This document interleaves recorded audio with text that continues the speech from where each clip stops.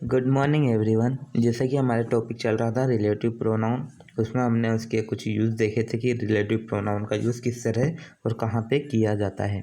अब हम उसी टॉपिक को आगे बढ़ाते हैं और कुछ यूज़ और देखते हैं कि किस तरह से इसका यूज़ करते हैं।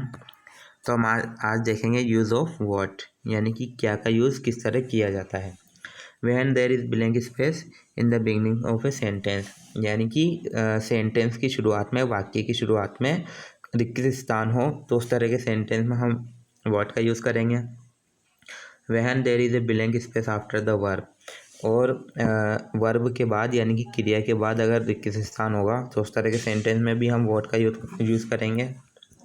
एंड सी है इसका, when there is a blank space after the verb plus object, यानी कि वर्ब और ऑब्जेक्ट के बाद जब रिक्त स्थान होगा और there no antecedent in the sentence, और उस वाक्य में कोई भी एंटीसेंटेंस नहीं होगा, कोई भी पूर्व पद नहीं होगा, तो उस तरह के सेंटेंस में भी हम व्हाट का यूज़ करेंगे।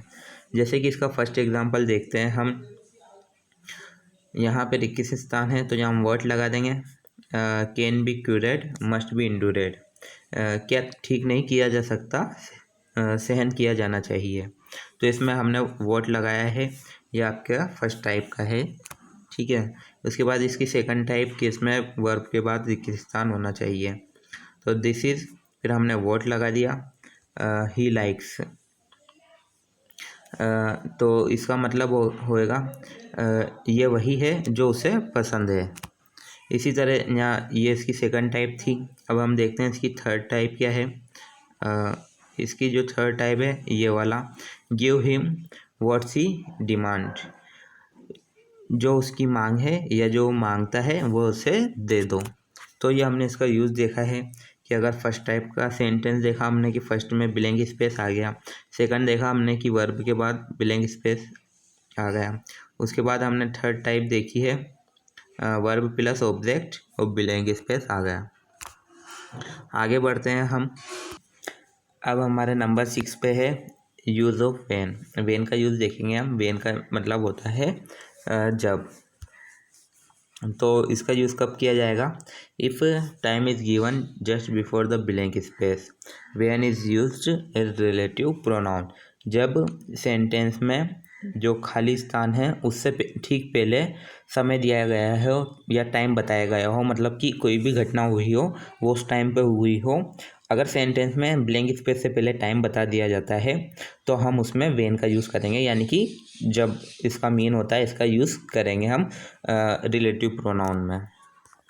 तो हम इसका फर्स्ट एग्जांपल देखते हैं।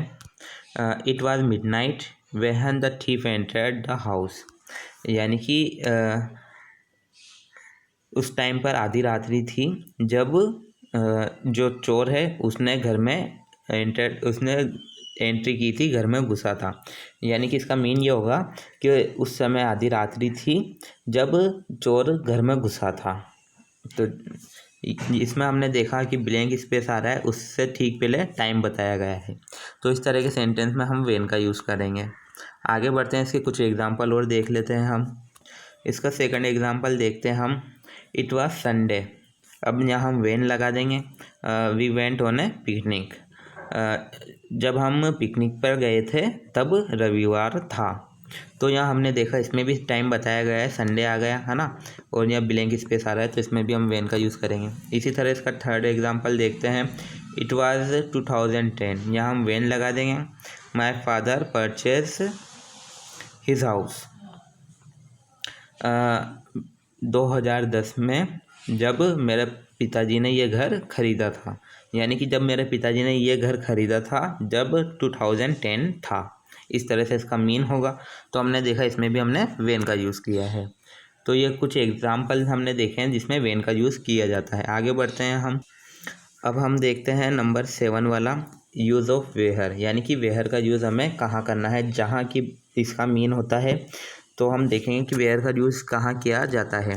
तो where is used if there is plus related noun before blank space, यानी कि रिक्त स्थान से पहले संबंधित संज्ञा हो, यानी कि किसी भी स्थान से संबंधित संज्ञा की बात की जाए तो वहाँ पर हम वेयर का यूज़ करेंगे। किस स्थान से पहले कोई भी उससे रिलेटेड स्थान बताया जाए, स्थान की बात की जाए, प्लेस की बात की जाए, तो उस तरह के सेंटेंस में हम वेयर का यूज़ करेंगे।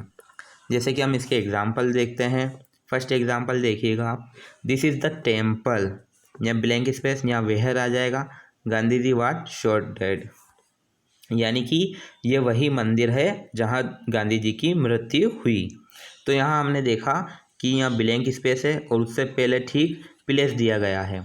तो इस तरह के सेंटेंस में हम वेयर का यूज़ करेंगे। इसी तरह इसका सेकंड एग्जाम्पल और देखते हैं हम कि दिस इज़ द स्कूल, यहाँ हम वेयर लिख देंगे, आई स्टडीड फॉर 5 ईयर, यानी कि यह वही विद्यालय है जहाँ पर मैंने 5 सालों तक पढ़ाई की है, मैंने 5 सालों तक अध्ययन किया है। इसी तरह हम इसका एक और एग्जांपल देखते हैं, लास्ट थर्ड वाला, द हाउस, यहाँ वेयर आ जाएगा, I am staying is very big, यानी कि जिस घर में मैं रहता हूँ या जहाँ मैं रहता हूँ वह बहुत बड़ा है।